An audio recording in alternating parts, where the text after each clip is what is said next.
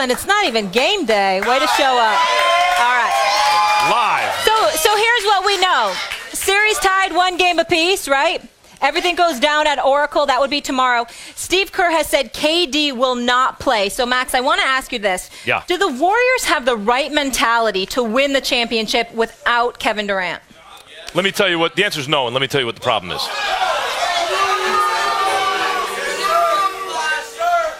You all done. Kawhi Leonard is on the other team. And Kawhi got ice water in his veins. Now, so does Draymond, so does Iguodala.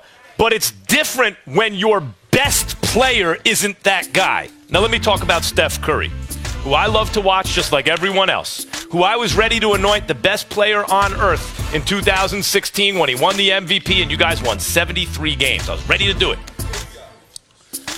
Listen, I was there. I was courtside. Stephen A. and I saw each other there. Game 7 against the Cavaliers, 73-win team. Greatest team ever in the history of American team sports if they win this one game at home. At home, everybody.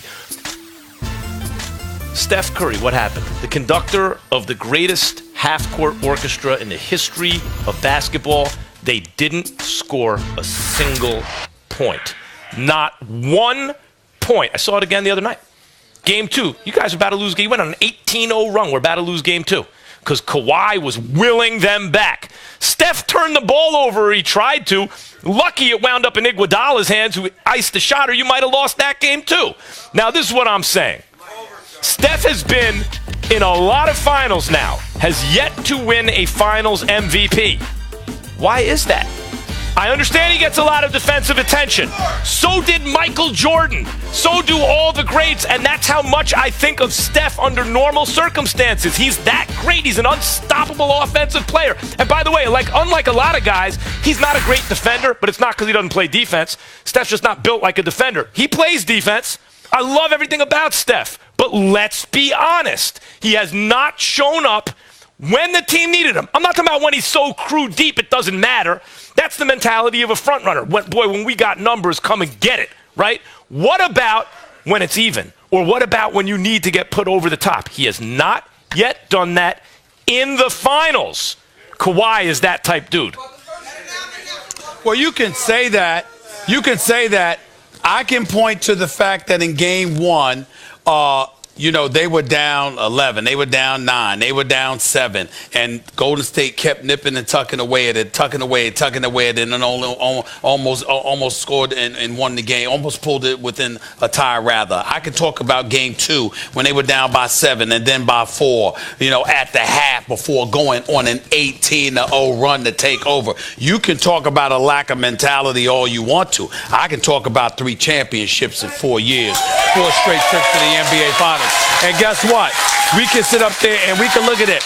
You can look at it from the perspective, all right, when you're behind the 8 ball, what are you going to do? Do you have the intestinal fortitude, the wherewithal to scratch and claw your way at it? I prefer to look at it a different way. What if I'm a killer that never lets you get to that point where I got to scratch and claw about anything because I take you out? Last time I checked, the Golden State Warriors have shown an ability and a propensity to pull that off. When they went up 18, you know what I thought about? I said, Toronto's going to come back in this game. They're going to threaten. They're going to come back, no doubt. But you know what's going to happen? Steph's going to turn it over? No, they're going to have to stop them from scoring. They're going to have to stop them from getting to the free throw line where Golden State's going to make some free throws now. And I said, so the key to Golden State is to making sure you bury them early and making sure they have to scratch and claw. And in 5 years, we haven't seen anybody that's capable of doing it. Let's talk about that for a second. I'm not doubting Steph is a great player, one of the greatest we've ever seen offensively, no question. And he plays the game the right way, which is why everyone wants to come and play here. That's really why the people want to play with Steph. Love me some Steph Curry. But that doesn't stop me from telling you what I see. I don't care if it's popular or not. The fact of the matter is, how's this sound? You go to 5 straight finals, could you get you're the best player on the team, we're the engine of the team before KD gets there, could you get a single MVP? Could you imagine Magic Johnson with no finals MVPs? Could you imagine Michael Jordan with no finals MVPs? LeBron James with no finals MVPs? 5 finals, can you get one? Let me interject, because Max has a glaring hole in his argument. First things first, their very first championship they won, They all were learning how to win.